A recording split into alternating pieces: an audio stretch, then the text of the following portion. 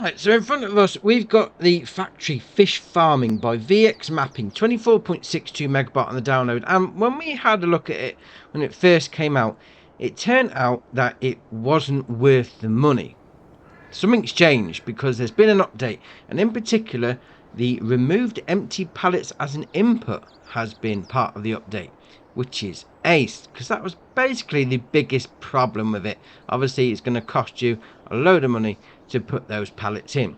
Now, what else has changed? A couple of different things. So we go into the construction menu, and under productions and factories, we'll scroll along to find them, because there's two versions now. So you've got the original one, fair enough, and you then got one with no slopes. Now, when it first came out, obviously this slope, if you've got a big trailer on the back, can get hooked up on it and get stuck. So they've released this version with no slopes at all. I mean, it is still big. Yes, it is still very big. You're going to need a lot of space, but that's great. And obviously you've got the selling point there, the little fish stand, the little tent where you sell it all off. Jobs are good. Now, obviously, as before, you got your load your corn and your mineral feed into there. So it's 20,000 litres of corn it will hold, and 5,000 litres of mineral feed. And then there's this update. This hatch marking area here. There's nothing mentioned in the update changelog. And I've tried a water tanker. I've tried putting stuff in. Not a clue. Not a clue what this little area is for. Maybe that's something for PC, but on console, I can't get anything to work in this area, which is strange. Now, coming back to the whole production chain menu. So we go into that one there.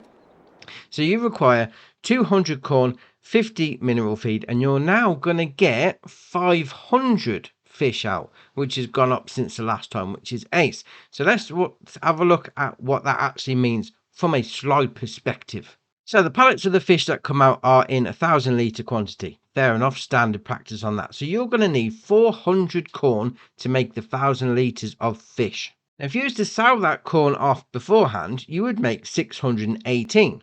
Then for the mineral feed element, you will need 100 litres of that going in to make the 1,000 litres of fish. And if you had a placeable down like the sell anything placeable, you would have been able to sell that off for 138.